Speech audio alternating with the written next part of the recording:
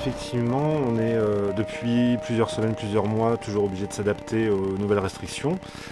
Le brin de zinc, c'est un ERP.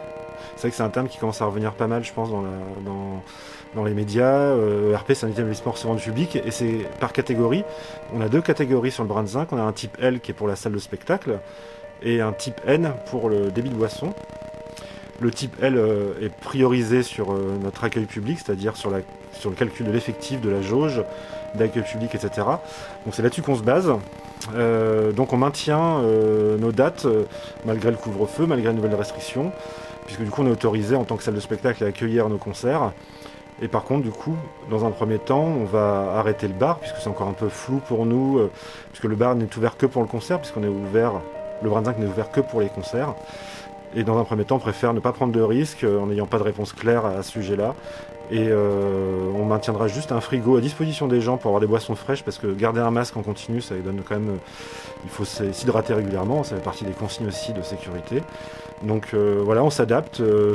L'objectif, c'est de proposer toujours les concerts à des horaires adaptés, évidemment.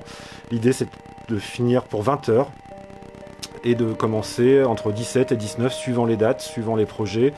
On est obligé de prendre en compte le temps de retour du public et des musiciens aussi. Alors, on n'a pas attendu ce moment-là pour s'adapter. Depuis des semaines, voire des mois maintenant, la mairie nous a mis à disposition des bancs.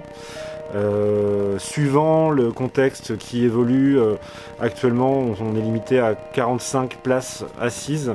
Un banc peut accueillir 2 personnes, un espace vide et une personne.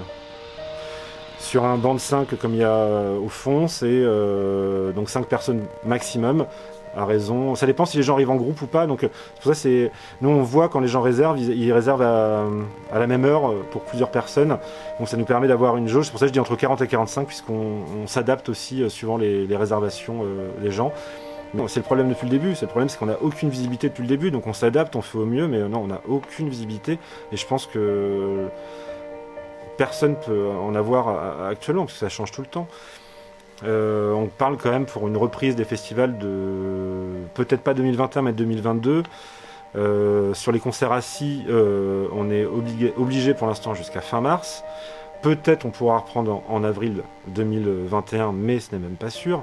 Donc non, la visibilité, moi j'oublie pour l'instant. J'essaie juste de faire au mieux pour maintenir l'activité, maintenir le lieu en vie quand même, parce que ça amène des difficultés économiques évidemment. On réduit notre jauge par 4 par rapport à ce qu'on fait d'habitude.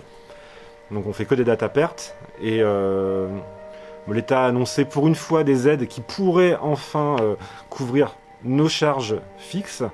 Mais depuis des mois, on est à perte et on est endetté.